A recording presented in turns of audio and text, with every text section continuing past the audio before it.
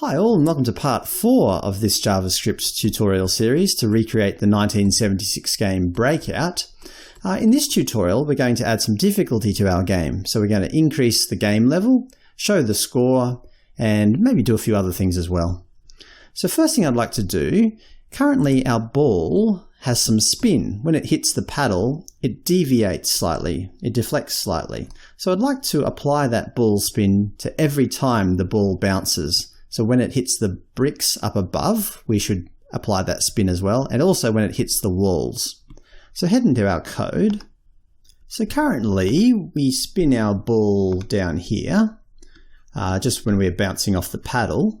So how about we take all of that out and we create a function instead. We can just call that spin ball, spin ball. Let's go up and create that.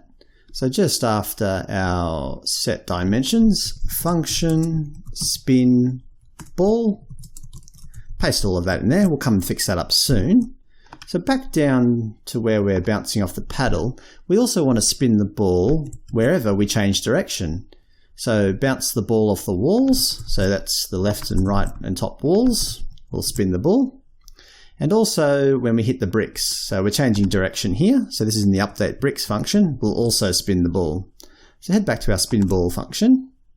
So just tidy this up first. So what does apply ball speed do? Let's take a look at that. Currently it's keeping the angle between 30 and 150. I think we should do that within our spin ball function. So this function, apply ball speed, should only update the velocities. So let's pull that out and just clean that up. So head back to our spin ball function. Just before we apply the ball speed, we want to paste that in there. And I'm thinking that instead of having a fixed 30 and 150, how about we create a constant? So minimum bounce angle. We can go and create that now. Min bounce angle. It's currently 30 degrees from the horizontal, so we'll define that as the minimum bounce angle from the horizontal in degrees to make it easy for us to set. Head back down to our spin. Firstly, we'll need to convert our constant from degrees to radians, so let's create a new variable called min bounce angle. Will equal our constant min bounce angle, divide by 180, multiplied by math.pi to convert it to radians. And then we can use that min bounce angle in our if conditions here. So if the angle is less than that min bounce angle, well, we'll set it to the min bounce angle. If the angle is greater than math pi minus the min bounce angle, so math pi is 180 minus 30 is 150, that's correct. Then we'll set it to that. However, all of this only applies when the bounce angle is upwards. So we'll have to use another condition in here. If upwards, then we'll do all of that. So what is upwards? Well, that's when our ball's y velocity, so let's create a variable here, let upwards, when the ball's y velocity is less than 0, then it's traveling up the screen. So if the bounce angle is downwards, so else it's downwards, we want to do something similar. We have to remember that this atan2 function returns a number between positive math pi and minus math pi, which is equivalent to positive 180 degrees and minus 180 degrees. So knowing that, if the angle is greater than minus min bounce angle, so if the angle is greater than minus 30, so for example minus 10, well, we want to set it to minus 30. Else if the angle is less than, we have to change the sign of all this, minus math pi plus the minimum bounce angle. So minus math pi is minus 180 plus 30 is minus 150. If it's less than minus 150, we'll set it to minus 150. So let's try that out. So we're expecting some deviation from the bricks. Yeah, it seems to be there. Probably the best way to test this would be to up our ball spin. So let's put that up to maximum of 1. Give it another go. So we're expecting some deviation from all bounces. That definitely deviated. That did too. And from the wall, if we can get it over there, hard to see. Let's try again. Yeah, it seems to be working well. Good, we've handled ball spin. Let's go and change that back to 0.2. Next, we'd like to implement our lives and level and so on. So how about we create a constant for starting game lives? We'll just call that game lives. That can be equal to 3. So starting number of game lives. We'll probably want to save a high score as well, so we'll need a save key for that. So we'll call that key score. It's just a string, so high score there, and that represents the save key for local storage of score, of high score. While we're here, we may as well set a text color. So color text, it can just equal white, that's fine. And we may as well also set up our text constants. So we'll need a font, so we'll call that text font. We'll just choose a monospace one. I'll use Lucida console. And we'll need a label for each of our, so we'll need level. Text level will equal level. Text lives will equal, let's refer to it as a ball, say. So ball 3 of 3, ball 2 of 3, and so on. Score, text score will just equal score. And text score high will equal, we'll just refer to that as best.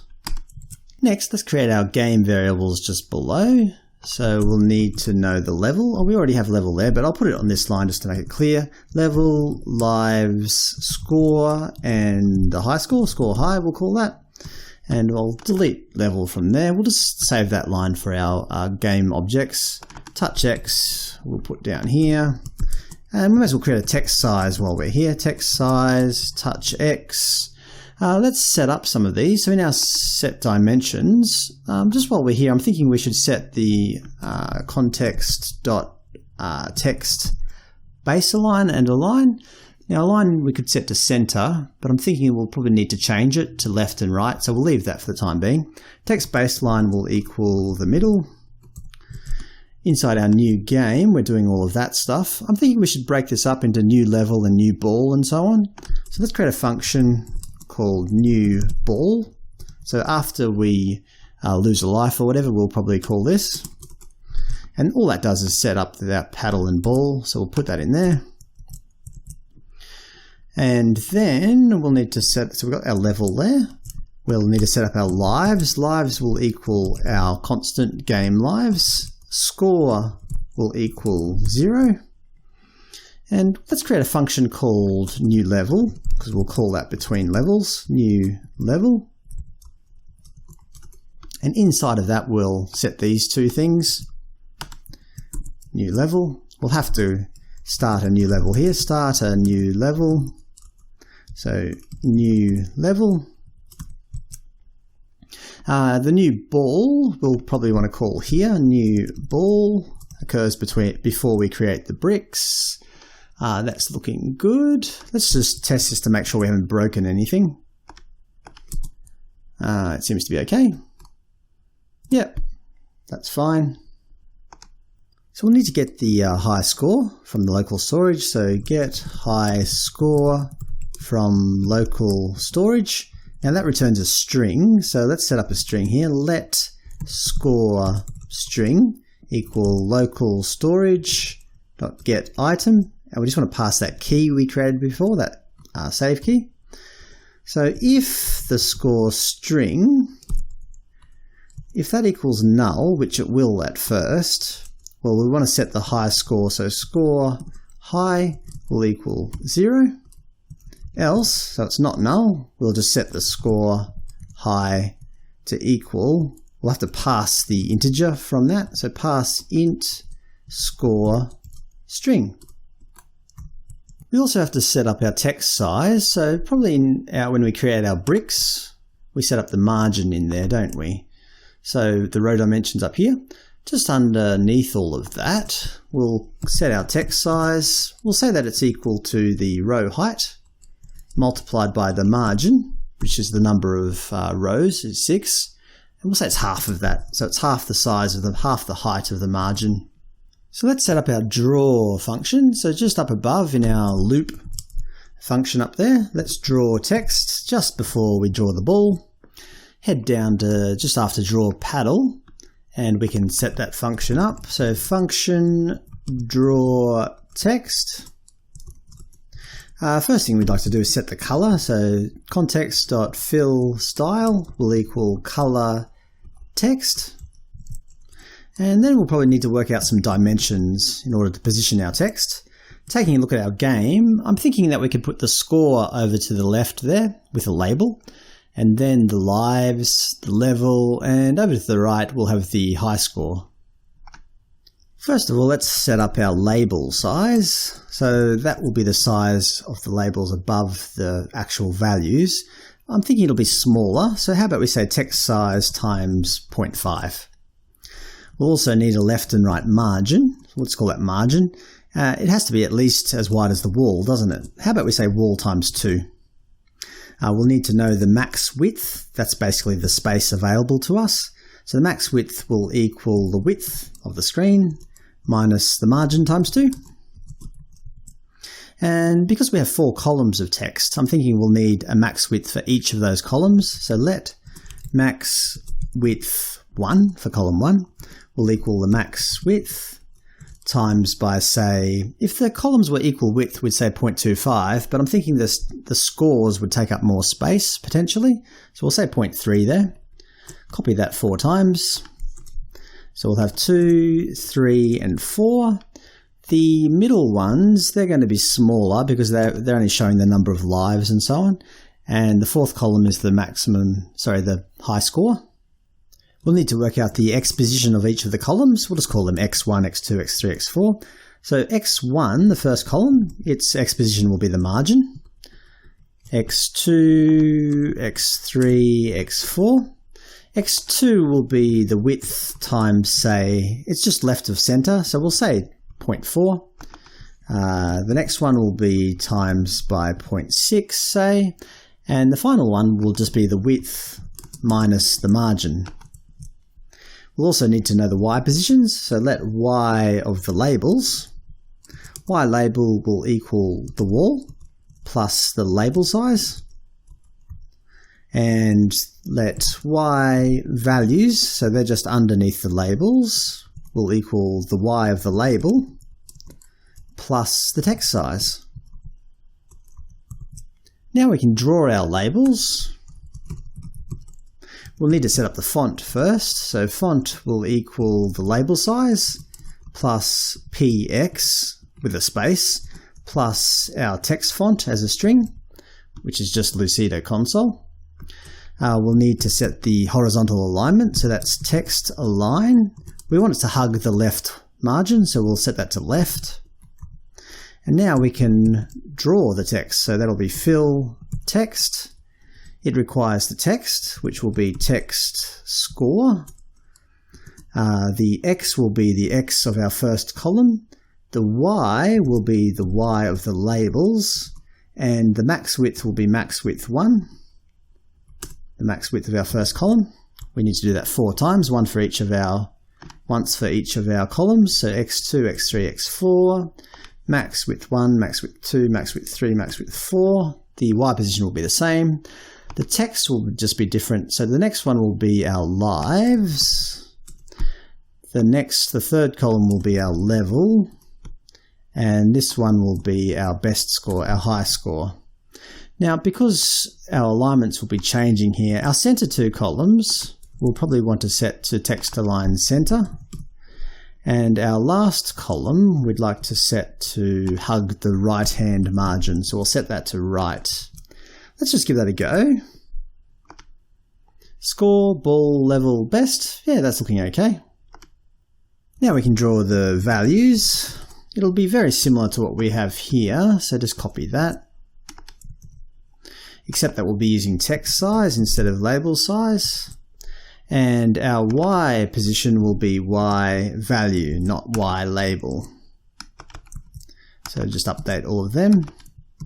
The text that we'll be drawing for score, we'll be just drawing the score. For lives, we can just go lives plus, say, a slash, plus the maximum lives, which is game lives. The level will just be level, and the score high will just be score high. So let's try that out. It's looking okay. Maybe that bigger text can be positioned up slightly. So just up where we calculate the Y value, let's multiply that by, say, 0.9, the text size. That's looking better. And we also need to test out the max width. So probably just under there, just to give it a good test. We'll set the score to a large number. I'm pretty sure that we wouldn't go more than 5 digits in this game. So set the score and the score high to a 5-digit number. Reload it. That's looking fine there. Now what happens when we shrink the screen? It's doing well, except that the numbers here have they're too close together. So we can fix that up by just going up above a little bit. Where we've got max width 1 and max width 4, how about we reduce that to, say, 0.27 times that. 0.27. Give that a go. Yeah, that's looking okay. So just get rid of these two scores here. Great. Now let's implement our scoring. So head down to our brick. We'll give each brick a score. So just here under color, this dot score will equal score, and we'll pass a score here. So where we create our bricks is in our create bricks function. We'll need to pass a score in here. Just up in this variable list, let's create score. And just after our rank, we can work out the score, I think. So if you take a look at the picture of the original game, their scoring system worked where the lowest color, so the yellow in this case, each of those bricks were worth 1. Then the next color, green, was worth 3, 5, 7. It went up by 2 every time. Now our ranking currently, we have this top rank here is 0, 0, 1, 2, 3. So knowing that, we can work out the score by going rank high, which is 3, minus the rank, for example, red is 0, multiplied by 2 and adding 1. So for red, 3 minus 0 is 3, times 2 is 6, plus 1 is 7 points. Good. And for our lowest ranked one, the green one, they're rank 3, so 3 minus 3 is 0, 0 times 2 is 0, plus 1 is 1. Yep, that sounds okay. Now let's update our score. So probably where we update our bricks, where we're checking for ball collisions, just before we set the bricks to null, how about we create a method called update score. We'll pass that brick, so bricks ij dot score. We'll pass the score of that brick. Update score, so just under update paddle here, function update score, we'll be passing a brick score. Now all we have to do is go score plus equals the brick score. Let's test that out. I'll just make the screen a little bit bigger. Right, let's see if we get some score happening here. Yep, the score 1. We'll try to hit a yellow brick, so they're all worth 1 point, the green ones, and the yellow ones should be worth 3 points. Just bear with me for a second, or 2. There we go. So we got 13, 16, yep, that seems to be okay. And the orange ones should be worth 5 points, if we get there. Yep, 25, awesome. Now let's check for the high score. So check for a high score. So if the score is greater than the score high, then we'll want to set the score high. Score high will equal the score. And we'll also want to set the local storage. Local storage set item. Now the key is just that key that we have above, and the value will be the high score. Let's try that out. Restart. So the best is going up, can you see there? The best is 2, best is 3. I'll let the score reset. We'll need to fix this up where we don't start a new game every time. So currently our best score is 3. Let's see if we can get more than that. Make sure that it saves. And one more. Good. Score 4. Now head up the top, we can set up our lives and game over. So let's create some text for the game over. So a constant text game over. I'll just put game over all in caps here. We'll have to set up a variable. I think we could just use a boolean for this. So create a boolean called game over. And inside our set dimensions new game, we want to initialize game over to be false. Now where do we set it to true? Well, just down in our out of bounds function, we've got a to-do here, haven't we? We don't want to do any of that. We want to decrement our lives, so lives minus minus if we go out of bounds. Now if lives equals 0, that means game over, doesn't it? Game over equals true. And when we decrement our lives, we also want to start a new bool. So we'll put new bool there. Now up in our update function, when it's game over, we don't want to update our game. We don't want to play the game. So we'll put a condition here. If not game over, we'll update the game. So that means if the game is over, it will not update.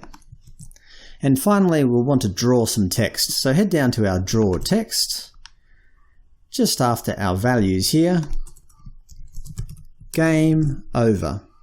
So if game over, let's grab some of this code up here. So the font will be identical, we want the biggest size. The text align, we'll center it. Fill text, we want to draw the text game over. The X position, well that'll be halfway across the screen, width times 0.5. The Y value, well let's say it's just above the paddle, so we'll go paddle.y minus the text size.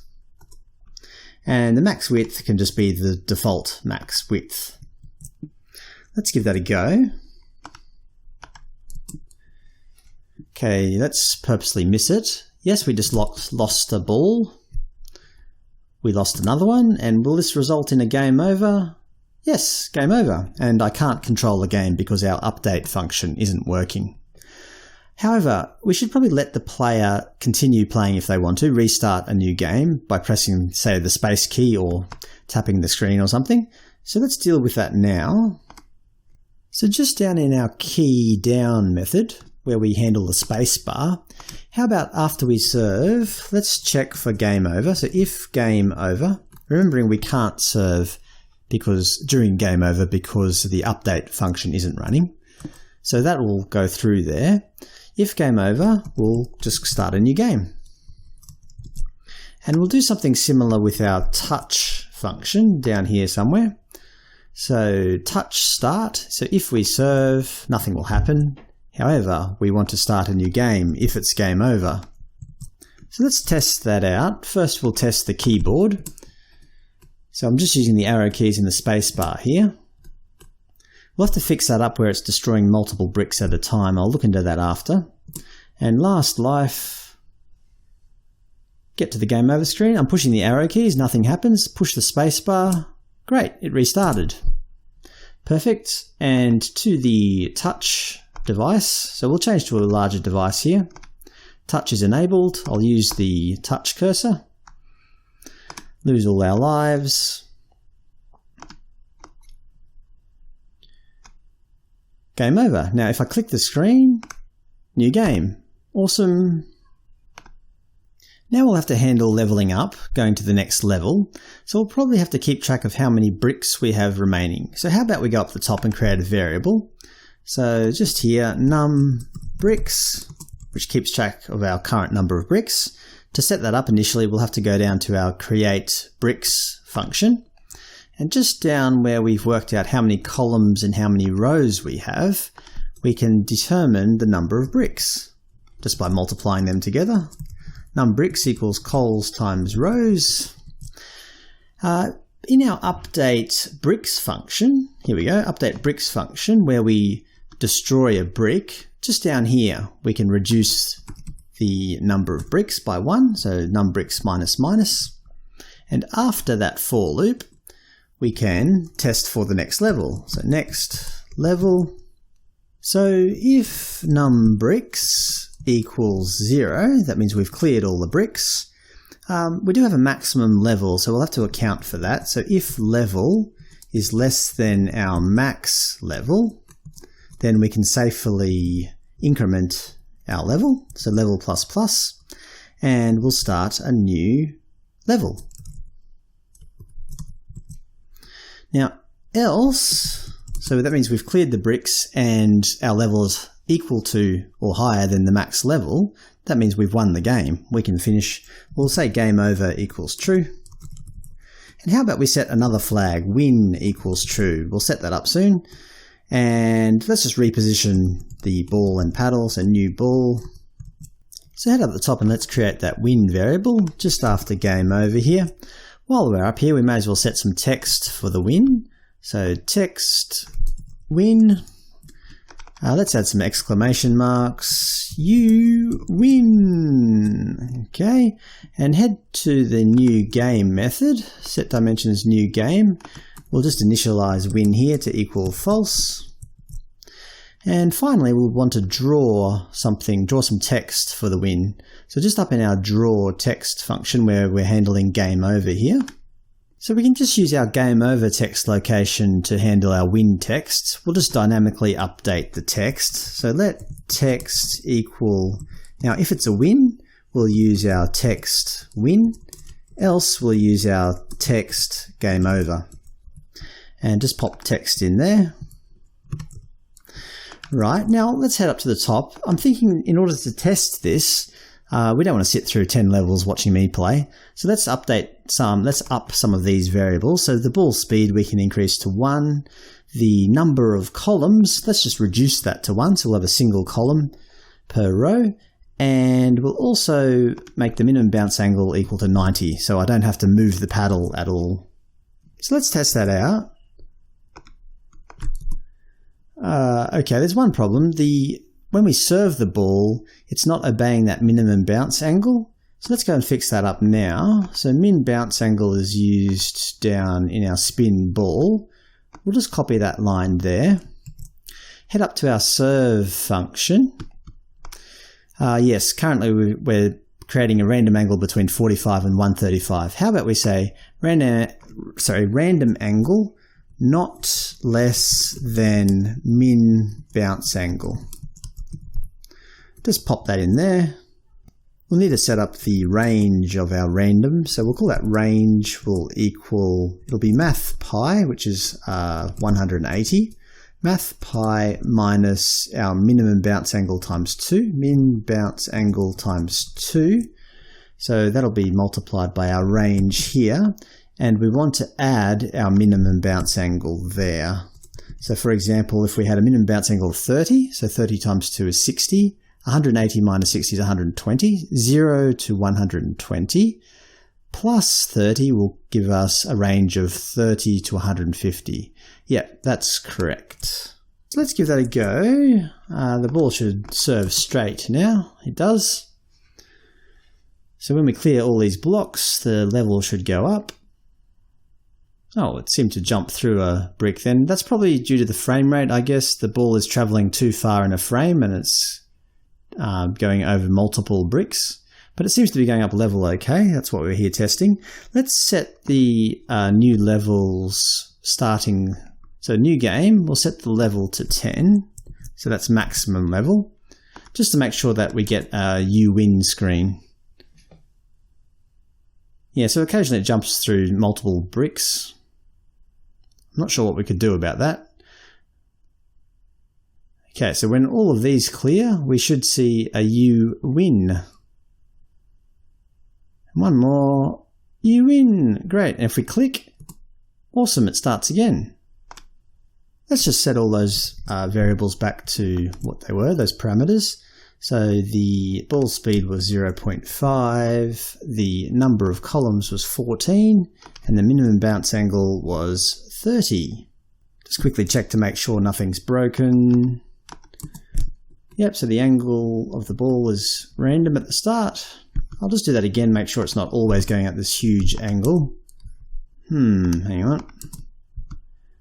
Just do it a few more times. Oh no, it's just randomly went on those angles. Yeah, it seems to be working okay. Great. The last thing that I'd like to do in this tutorial is to increase the ball speed as the level progresses. Now in the original game, as the ball struck different coloured rows, different coloured tiles, it would increase. So I believe when it hit the orange ball, the orange tiles, it would increase. And then when it hits the red tiles, any red tile, it would increase even more. So we'll do something similar. So let's make another constant. We'll set that the maximum ball speed. We can't have it going too fast, otherwise the update function won't detect the collisions very well. We'll set that to as a multiple of original speed. So this will be the max ball speed as a multiple of starting speed. So let's give our brick object a speed multiplier. So each brick will have its own speed multiplier. So we'll pass a parameter here, just call it speed mult.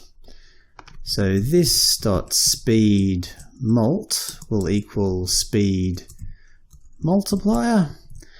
Head up to where we create our bricks. We'll pass in a parameter here, speed mult. And just in here somewhere, let's create one up in this little variable list here first, speed mult. And just under where we're working out the score, we can calculate it here. Speed multiplier equals... So our minimum speed multiplier will be 1, so it'll be 1 plus... And in the same way that we've calculated the score here, we'll do something similar for our speed multiplier, because the lower rows will be slower. So it'll be the rank high minus the rank, all of that divided by our rank high to get a ratio.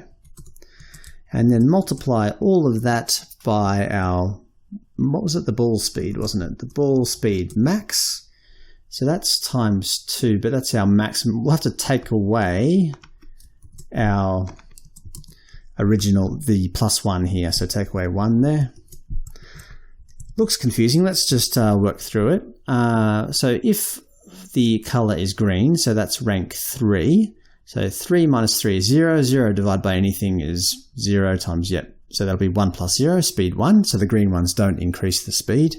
For the red row, that'll be rank 0. So 3 minus 0 is 3. 3 divided by 3 is 1. 1 times 2 minus 1, 1 times 1 is 1. So 1 plus 1 will equal speed multiplier 2, our maximum ball speed. So it's a complicated way just to say that we want to have a number between 1 and 2, right? So where will we use this speed multiplier? Well, I think where we detect brick collisions, so in our update bricks function, just after we update the score. Now we want to set this only if it's going to increase the speed. We don't want to reduce the speed during the level. So how about we create a function on the ball called, say, set speed. It will pass the bricks ij dot speed multiplier. Speed multiplier. Head down to our brick. No, our ball, sorry, wasn't it? And we'll create the function here. So this dot set speed will equal a function with a parameter called speed multiplier. And we'll say that this dot speed will equal the math.max, because we only want to set faster speeds, don't we, of this dot speed, or the past one. So it'll be this here multiplied by the speed multiplier. So ball speed times the height times the speed multiplier. To confirm that this is working okay, we might just throw in a console log. Speed will equal, and we'll just add this.speed to see if it's increasing or not. Let's give it a go, eh? We've got our console open already. So we're expecting the speed to remain at the current speed, which is 303.5 over here, until it hits a yellow brick. There we go, it's gone up to 404.66, that sounds reasonable. And what happens when we go to an orange brick? Basically, we have a working game now. Probably in the next tutorial, so this will be the end of this tutorial, I think, after this little test. In the next tutorial, we'll focus on just some Flash, so we'll add some sounds and maybe some power-ups or something. And I believe that would be the last tutorial for this series. Okay, so let's get to the orange one, see if this speed is going to increase. Okay, almost there. Yeah, it's gone up to 505. Wow, it's getting quite fast actually. I wouldn't want it to go much faster than this. See, it went straight through the paddle there, probably because it's going too fast for the frame. Anyway, it's gone back to 404, now 505 because it's hit an orange one. And if it hits a red one, we should go to the maximum speed, which is double speed of our original 303. Yeah, it's gone to 607.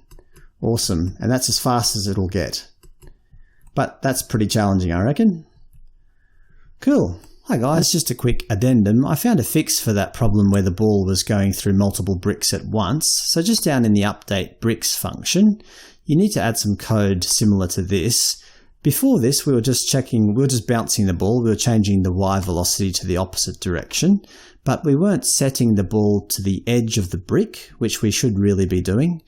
So we'll have to test whether it's going upwards or downwards. So if the ball yv is less than 0, it's going upwards, and therefore we want to bounce off the bottom of the brick. So ball y will equal bricks_ij.bottom plus half the height of the ball.